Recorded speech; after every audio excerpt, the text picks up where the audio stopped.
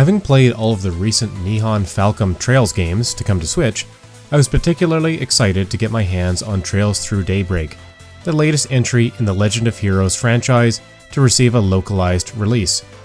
Daybreak skews a bit more down-to-earth and mature in tone and subject, and it makes fairly sizable overhauls to its battle system, including action combat that can be initiated against non-bosses.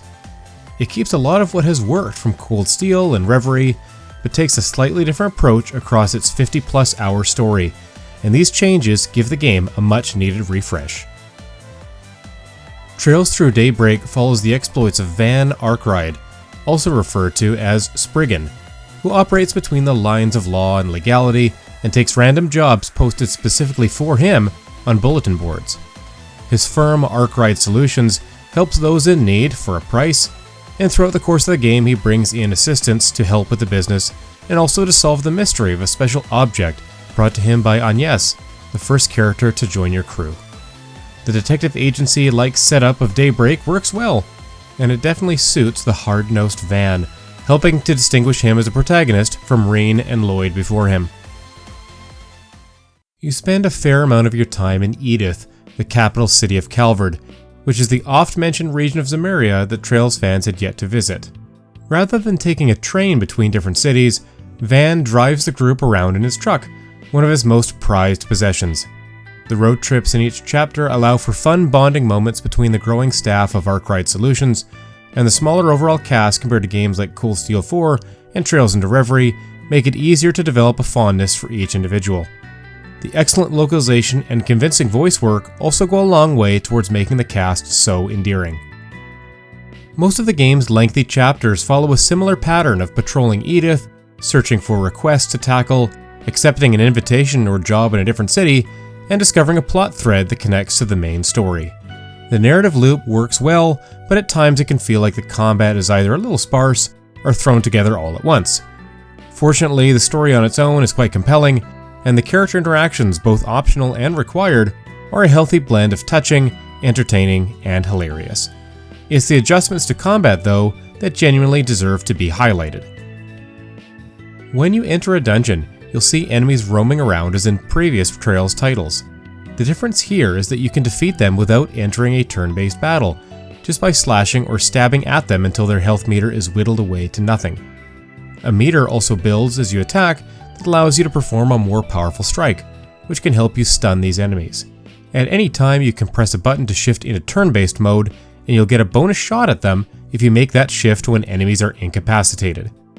Being able to grind a bit more quickly by playing parts of the dungeons like an action RPG made for a welcome change of pace in a long game with plenty of required turn-based battles. That said, even when the proceedings do shift to turn-based, there's more incentive for moving your characters around the battlefield than ever before. In addition to getting into range for basic attacks or magic spells, you can activate bonuses by striking enemies from the side or back, and characters that attack when next to another party member will prompt a follow-up hit. A new mechanic called the Shard system is also involved in turn-based combat, and characters will bestow shields and other bonuses based on meeting specific Shard-related criteria. I wasn't always sure how and why things were happening, but it was still a blast seeing everything play out. Multiple times each chapter, I would be surprised by the mature tone and language of the conversations happening. Expect more cursing, innuendo, and suggestive language from the older members of Van's retinue. These don't feel out of place, however, given the slightly more realistic plot and the part hard-nosed, part hard-boiled hero of the story. Daybreak succeeds in breaking away from the more innocent and the more fantastical, at least until its final chapters. The soundtrack is a major strength of Trails Through Daybreak, approaching some of the best work we've heard from Nihon Falcom. The visual style is mostly the same that we've seen this generation, but it still manages to get the job done. Switch performance isn't nearly as bad as it was with Trails into Reverie. That's the good news. The bad news is that pop-in is so frequent that you may find yourself waiting for key NPCs to actually appear on screen before you can interact with them. Slowdown is present in a number of sequences, but again, it generally wasn't as distracting as in Reverie. That said, I'm still eager to see these incredible RPGs running on better Nintendo hardware.